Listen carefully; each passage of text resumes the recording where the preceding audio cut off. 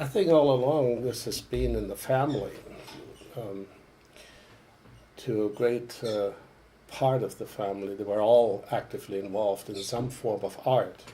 And besides being in the public and the eye of the art in the public, they were very artistically inclined. Um, I've referred to, especially to my uncle that I'm named after, Walter, who was a woodcarver. My dad and my uncle, they were both Bohemians, and it is known that Bohemians have this artistic development and knowledge.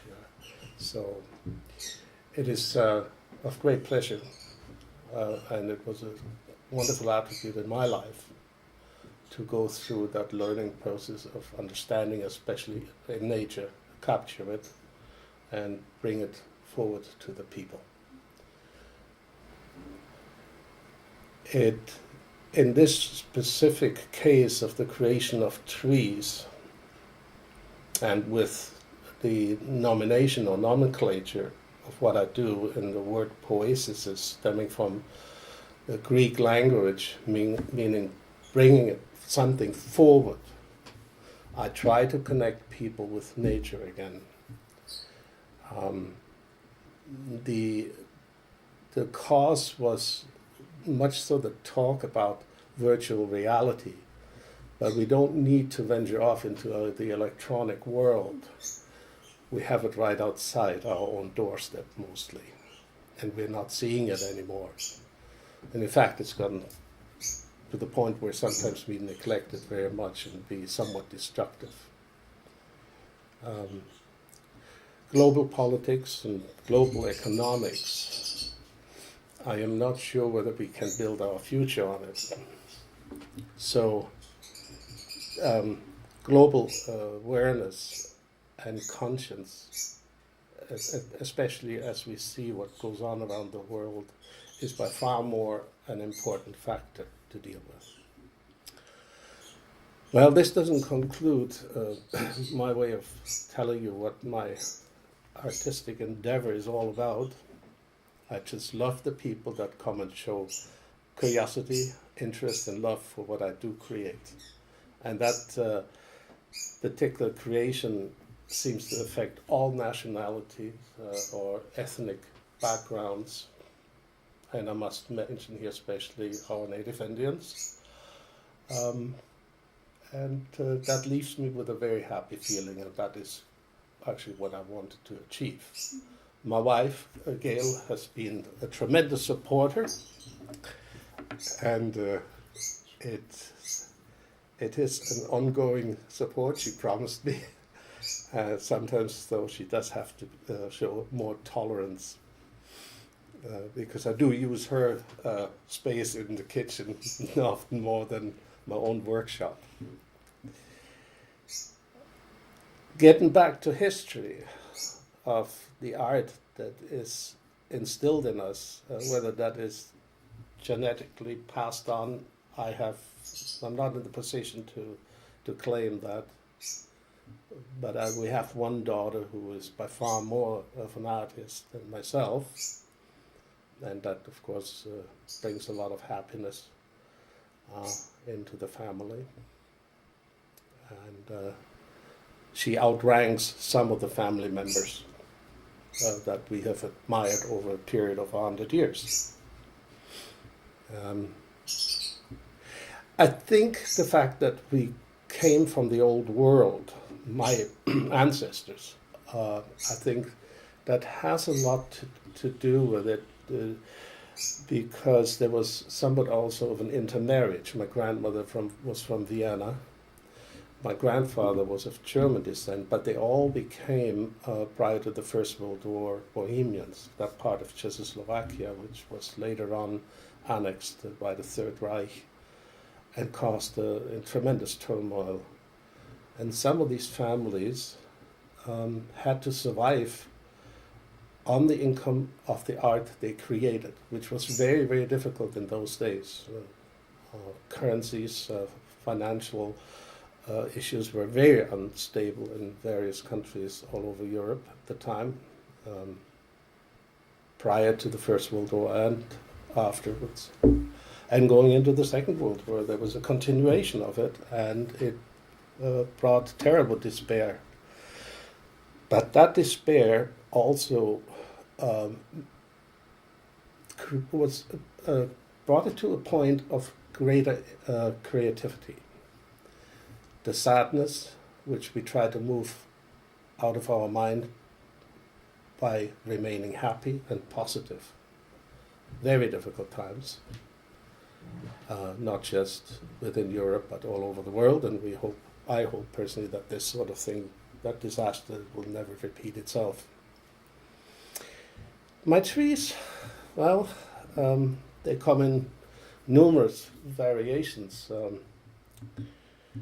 from small to meaning 6-8 inches to up to 3 feet, and perhaps sometimes 30 to 50 pounds, which carries not only weight on me creating them, but also for my dear customers or clientele to carry them away. I provide carrying utensils so they can be easily loaded, but they're always easily looked at and enjoyed. The material and the media that I do use, primarily it is annealed mechanics wire. Annealed means it's superheated and allowed to cool off on its own, so it maintains a flexibility, so it's easily pliable. Not all the materials that I use are easily bent, which is the greatest part of the creation of the trees.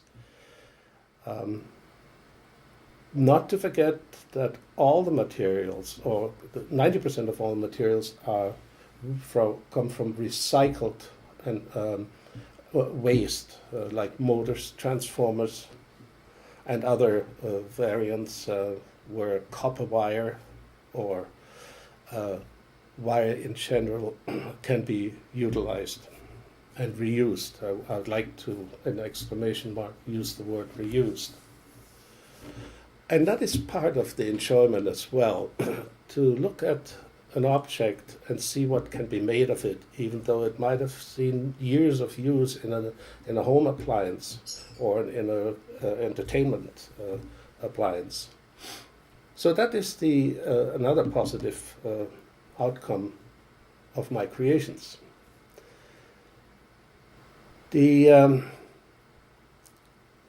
creations as such are often, from a visual point of view, that enjoyment that I earlier on mentioned in the interview will also, in many instances, has remained and will always remain also an object of conversation. I have had a lot of customers that shared this particular item amongst their family members, and of course they came to visit, and hence it is an ongoing enjoyment with great results, demonstrating it at various shows here in the southern parts of Ontario.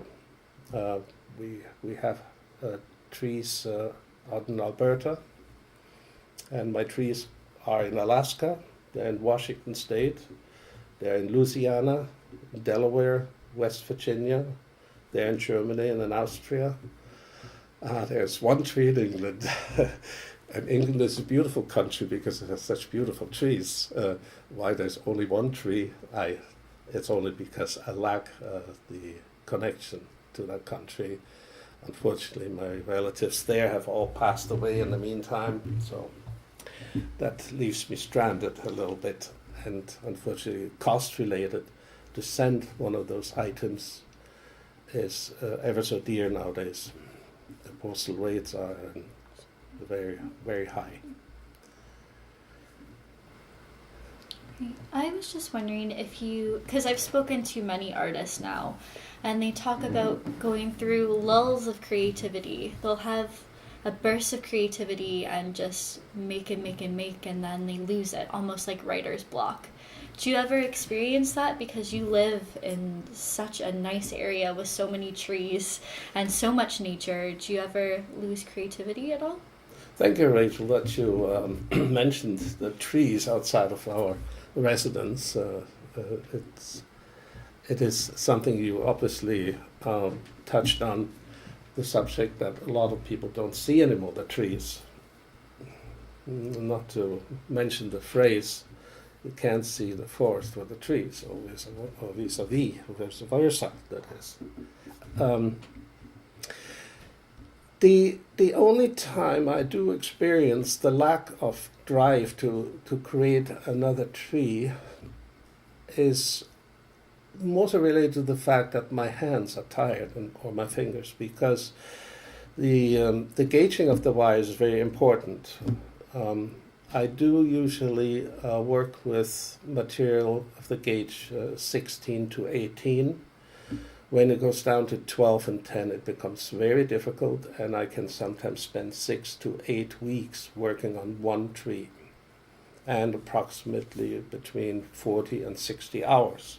That cannot all be achieved in one day or 1 week, because it's a physical movement that leaves you sometimes sensitive or sore.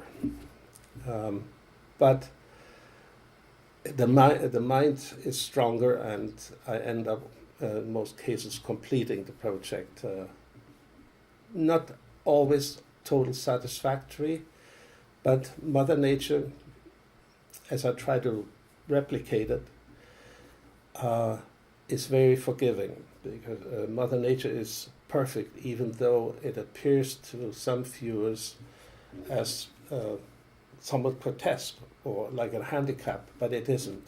Nature has its own ways and means to show us its incredible. It's almost a show off, and will always outdo us, no matter how well we paint, and no matter how well I bend and form the branches and the twigs and the root work of such a tree. Mother Nature is the perfection in the form of creation. And I hope to bring more of a joy to the people in the future.